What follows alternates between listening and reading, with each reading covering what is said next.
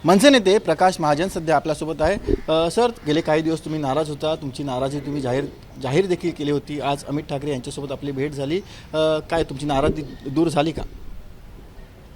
त्यांचा ज्या दिवशी मला फोन आला त्या दिवशीच बऱ्याचशा गोष्टी शांत झाल्या होत्या आणि आज प्रत्यक्ष भेट झाली, सविस्तर चर्चा झाली। एवढ्या तरुण वयात एवढं संयमितपणे समोरच्या माणसाचा संताप ऐकून घेणे ही फार दुर्मिळ गोष्ट आहे। आमच्यासारख्या ज्येष्ठ कार्यकर्त्यांना किंवा इतर कार्यकर्त्यांना एक अमित ठाकरे नावाचं एक व्यासपीठ झालं की आम्ही मत व्यक्त करू शकतो, पक्षाने कसं वागावं, कसं वागू नये, आमचं काय मत आहे।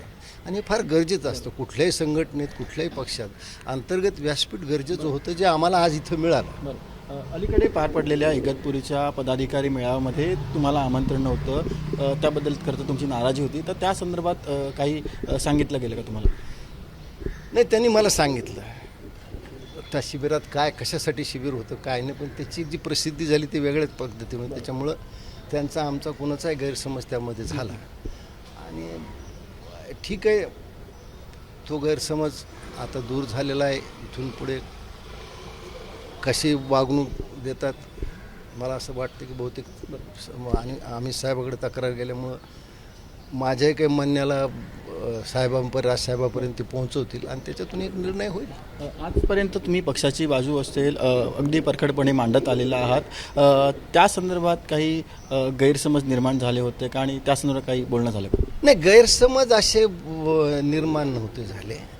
याच्यात एक गोष्ट अशी आहे की प्रकाश महाजन एखादी गोष्ट बोलला म्हणजे ते राजसाहेब बोलले असा एक साधारण लोकांचा समज आहे आणि ते बोलताना मी काही पथ्य पाळायला हवी होती आणि मी ती पाळली नाहीत, हे माझ्याकडून चूक झाली। ही त्यांनी मला निदर्शनास आणून दिली आणि मी ती मान्य केली।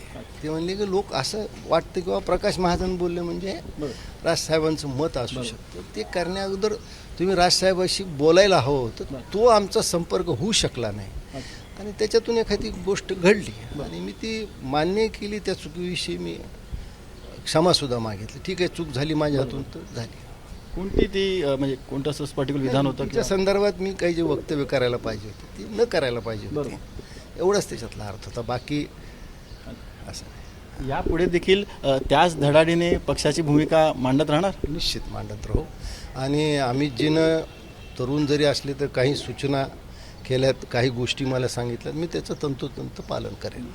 मध्यंतरी आपण बघितलं की हिंदीच्या मुद्द्यावरती महाराष्ट्रामध्ये मोठं आंदोलन झालं आणि त्यानंतर अखेर सरकारने जो त्रिभाषा सूत्राचा GR होता तो मागे घेतला। मात्र काल आपण बघितलं की मुख्यमंत्र्यांनी पुन्हा एकदा विधान केलेलं आहे की राज्यामध्ये त्रिभाषा सूत्र आम्ही लागू करणारच। दोनदा GR मागे घेतल्यानंतर पुन्हा अशी भाषा करणं म्हणजे पुन्हा एकदा हिंदी लादण्याचा प्रयत्न होतो असं वाटतं?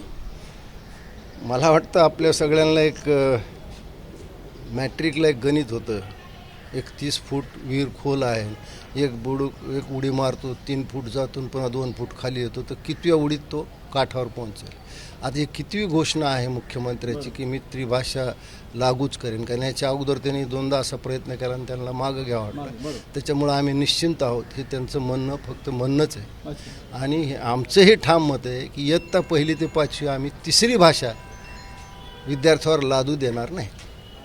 का असं सारखं म्हणजे दोनदा मागे घेतलं, मोठं आंदोलन देखील झालं, पण सरकार आधी नाही म्हणतं मग परत करणार म्हणतं, काय सुरू काय नेमकं? सरकारच गोंधळलेलं आहे। एवढं तुमच्याकडे बहुमत आहे तर तुम्ही घ्या ना तसा ठराव, पाहू ना काय होतं ते।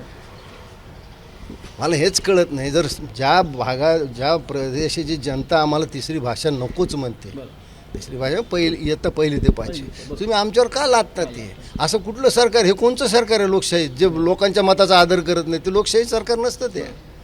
अजून सरकार धडा शिकली नाही वाटतं की एवढं मोठं आंदोलन उभं राहणार होतं, त्याआधी मागे सरकारने धडा घेतलाच नाही? सरकारनं थोडा वेळ काढूपणा केला, पण आम्हीही तेवढे खंबीर आहोत। पुन्हा सरकारनं हा प्रयत्न केला, त्याच्यात म्हणजे दुप्पट वेगानं, दुप्पट आवेशानं आम्ही ते आंदोलन नक्की करू।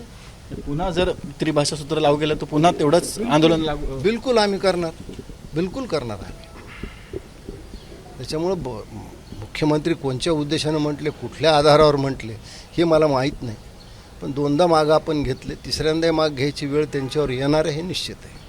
आपण ऐकलं की हे होते प्रकाश महाजन नाराज त्यांची नाराजी दूर झालेली आहे असं त्यांनी इथे ABP माझ्याशी बोलताना सांगितलेलं आहे आणि पुन्हा एकदा तेवढाच धडाडीने ते मनसेसाठी काम देखील करतील असं देखील त्यांचं म्हणणं आहे. व्हिडिओ जर्नलिस्ट सचिन गाड, ABP माझा, मुंबई.